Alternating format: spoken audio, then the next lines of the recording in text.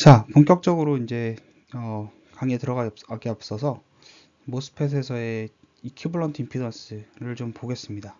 이거를 보고 가는 이유는 앞으로 물론 책에서는 다 복잡하게 스몰 시그널 어널리시스로 풀어가면서 할 테지만 본 강의는 이제 서머리 강의이기 때문에 그런 디테일한 부분은 다 생략하고 나갈 겁니다.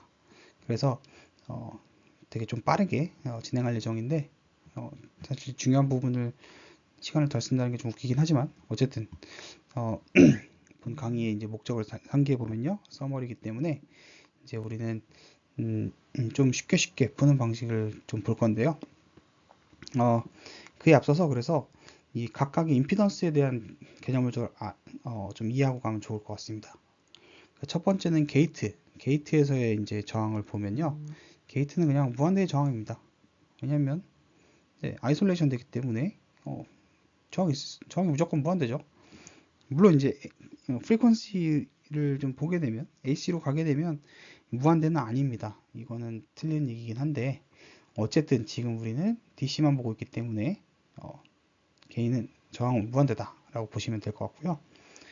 드레인에서 보는 저항은 어떻게 되느냐를 보면요, 여러분들이 이거는 스몰 시그널 모델 그래서 한번 해보는 걸 추천을 합니다. 제가 여기서 뭐 그렇게 수식 전개하는 것도 별 의미는 없을 것 같고, 그래서 어쨌든 여기가 게이트고 여기가 소스고 GMVGS고요. 여기서 R죠. 드레인입니다. 소스 VGS 이렇게 되죠. 그래서 여기다가 RS를 붙이고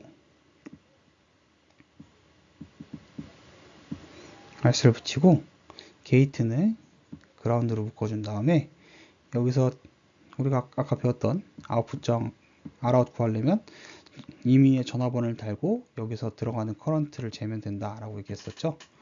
이렇게 해서 풀면 이 값이 나옵니다. 여러분들 직접 해보세요. 그래서 이런 값이 나오는데요. 보통 이제 우리가 이제 임피던스를 얘기할 때 Rho 값은 굉장히 큰 값을 의미합니다. 왜냐하면 우리가 그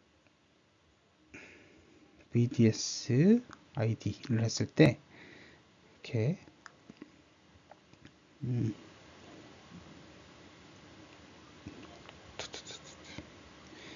아주 미미하게 올라가죠. 미미하게 올라간다는 얘기는 슬로프가 작다는 얘기고요.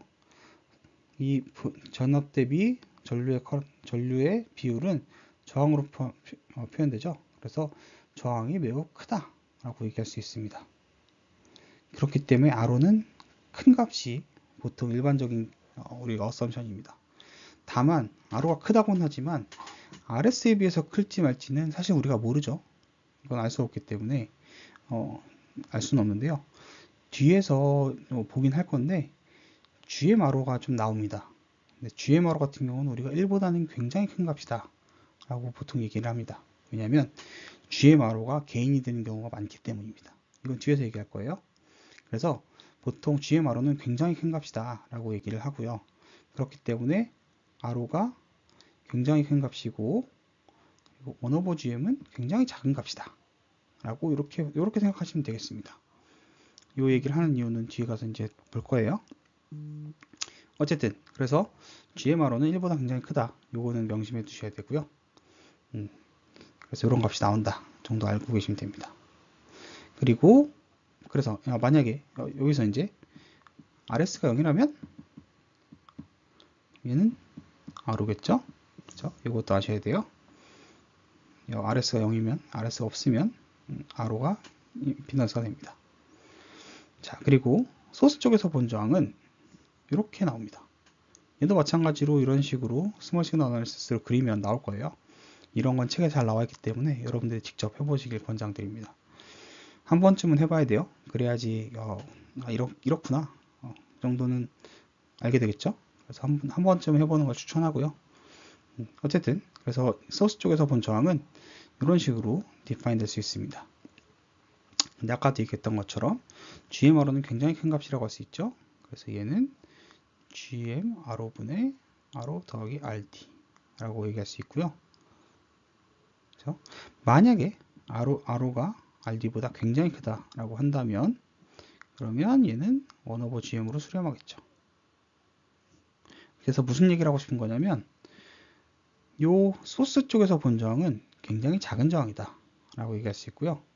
드레인 쪽에서 본 저항은 굉장히 큰 저항이다. S가 0이어도 RO가 있기 때문에 RO는 굉장히 큰 저항이죠.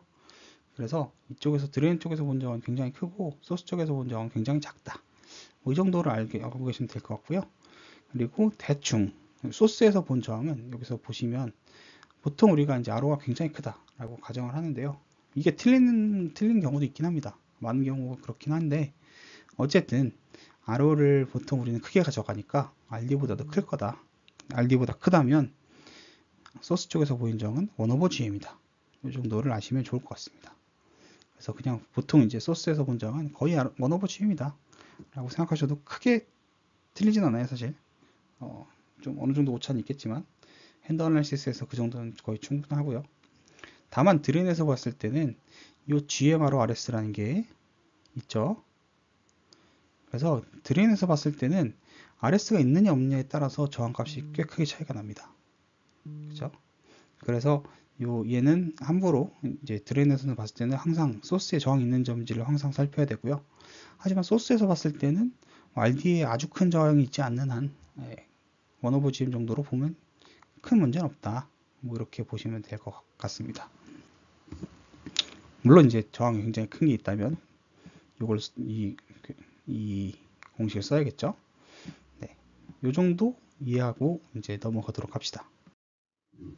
네, 앞에 슬라이드를 얘기할 때는 사실 이거를 굳이 직접 계산할 생각은 아니었는데 찾아보니까 이렇게 계산된 게 교과서에 바로 있진 않더라고요. 그래서 좀 슬라이드를 다시 만들어 봤습니다. 계산 수식에 대한 슬라이드고요. 기본적으로 요 등가 모델을 그린 뒤에 아까 얘기한 것처럼 이제 그 임의의 R아웃을 구하기 위해서 게이트는 그라운드로 붙고 그 다음에 드레인 쪽에 볼테이지 소스를 달고 여기서 나오는 커런트가 얼마인지를 VX와 IX를 한 다음에 기본적으로 이제 수식 세 가지를 세웁니다. 첫 번째는 VS. 이 VS라는 거는 IX가 어쨌든 이 두 갈래를 거쳐 나갈 텐데 얘네가 거친 뒤에 전부 다 RS로 흐를 거기 때문에 IX 전체가 RS를 지나간다. 그래서 VS는 IX 곱하기 RS다. 라는 게 첫 번째 수식으로 나올 수 있고요. 그 다음에 IX는 GM 또 한 가지는 IX는 요 GMVGS에 흐르는 커런트 더하기 여기는 VX죠. 그 다음에 여기는 VS죠. 그래서 VX와 VX의 차이를 R로 나눈 값이 커런트가 또 한 브랜치로 흐른다. 라는 게 두 번째 수식. 세 번째로는 VGS는 VG-VS인데 얘는 마이너스 VS다. 라는 거. 그래서 요 세 가지 공식을 세 가지 수식을 연립하면 쭉 따라가시면 이렇게 나온다 라는 거를 아시면 되겠습니다. 이거는 여러분들 수식 전개되어 있으니까 한번 따라서 해보시는 것도 추천드립니다.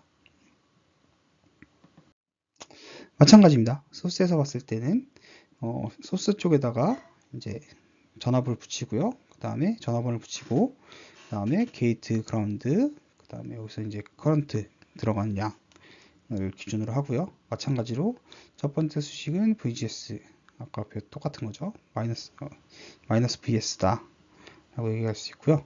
다만 여기서 VS가 얘는 VX가 바로 연결되어 있기 때문에 마이너스 VX다 라고 얘기할 수도 있습니다. 그 다음에 IX는 똑같이 앞에서 했던 거 똑같이 IX라는 건 흐를 수 있는 패스가 이 두 개죠. 이 두 가지 패스에 대한 커런트의 합이다 라는 게 두 번째 공식이고요. 세 번째로는 VD는 IX가 흐르고 나면 결국엔 RD로 밖에 못 흐르기 때문에 VD는 IX 곱하기 RD다 라는 겁니다. 이 수식을 연립해서 풀면 마찬가지로 이렇게 나옵니다. 네. 직접 해보세요. 자, 우리가 이제 앰플리파이어의 경우의 수들을 살펴볼 건데요. 일단 앰플리파이어에서 그 모스펫은 사실 4터미널 디바이스입니다. 이 바디가 있죠. 하지만 바디는 논외로 칩니다. 왜냐하면 바디가 바꿀 수 있는 건 VTH밖에 없기 때문입니다. 이게 안 중요하다 이런 뜻은 아닙니다.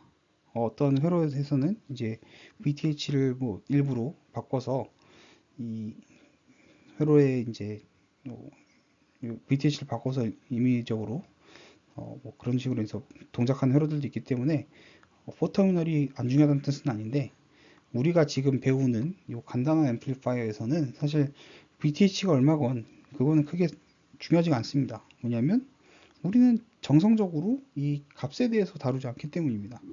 우리는 단순히 이 수식이 GM에 대해서 얼마고 뭐 R아웃이 얼마고 이런 것만 다루고 있기 때문에, 그래서 바디에 대한 중요성이 전자회로 과목 안에서는 사실 그렇게 크지 않습니다. 그래서 우리는 3터미널 디바이스로 볼 수 있고요. 그리고 3터미널 디바이스이기 때문에 VGDS 세 가지가 있죠. 근데 앰프는 인풋과 아웃풋 두 개밖에 없습니다. 그죠? 그래서 우리가 가질 수 있는 경우는 인풋인 G, D, S, 그 다음에 아웃의 G, D, S.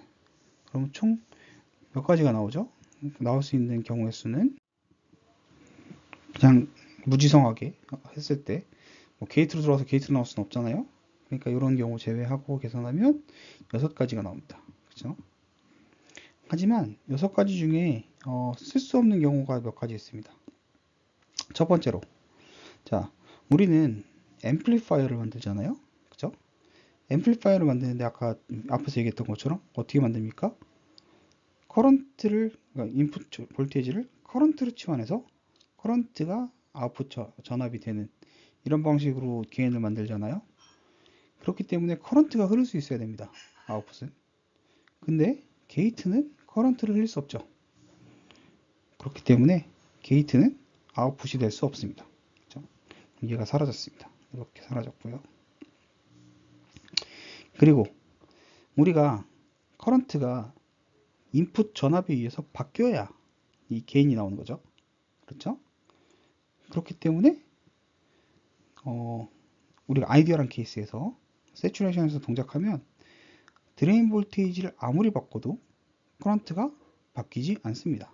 그렇죠? 그렇기 때문에 드레인은 볼테이지 컨트롤드 커런트 소스로 사용하기에 인풋으로 적절하지 않다 라고 생각할 수 있습니다. 그래서 드레인도 아웃입니다. 그러면 요 네 개의 터미널만 남습니다.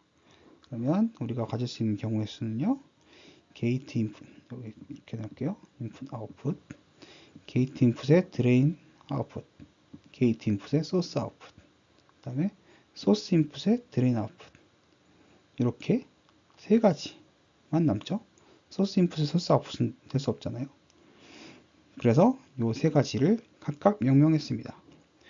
게이트 인풋의 드레인 아웃풋이니까 소스가 아무것도 안 하죠. 소스는 그라운드 돼야 됩니다. 소스는 AC적으로 그라운드 해야 합니다.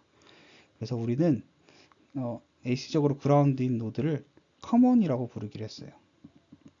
커먼이라는 건 어떻게 보면 픽스 됐다라고 봐도 무방합니다.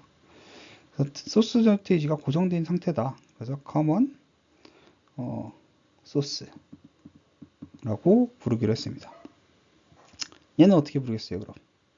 얘는 게이트가 인풋이고 소스가 아웃풋이기 때문에 커먼 드레인이다 라고 얘기할 수 있고요. 얘는 마지막으로 얘는 게이트가 아무것도 안 돼 있죠. 그래서 얘는 커먼 게이트다. 이렇게 세 가지 앰프가 만들어질 수 있습니다. 뒤에서 얘기하겠지만 여기를 원래 여기다 이제 다 앰플리파이어라고 부르거든요. 근데 요 경우 커먼 드레인에 한해서는 앰플리파이어란 말을 쓸 수가 없습니다. 증폭이 안 되기 때문에. 그래서 뒤에서 얘기할 거고요. 뒤에를 소스 팔로우란 이름으로 부릅니다.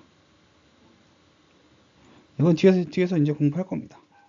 어쨌든 이렇게 세 가지가 나올 수 있다.